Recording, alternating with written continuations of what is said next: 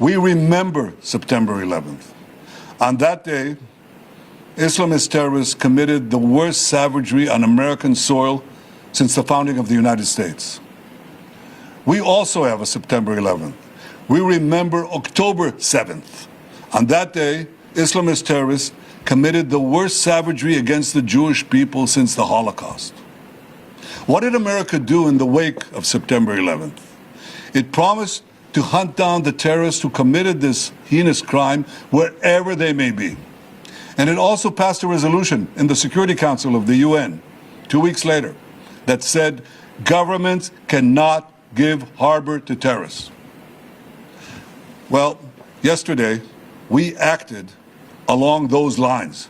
We went after the terrorist masterminds who committed the October 7th massacre. And we did so in Qatar, which gives safe haven. It harbors terrorists. It finances Hamas. It gives its terrorist chieftains sumptuous villas. It gives them everything. So we did exactly what America did when it went after the terrorists, the Al-Qaeda terrorists in Afghanistan, and after they went and killed Osama bin Laden in Pakistan. Now the various countries of the world condemn Israel. They should be ashamed of themselves. What did they do after America took out Osama bin Laden?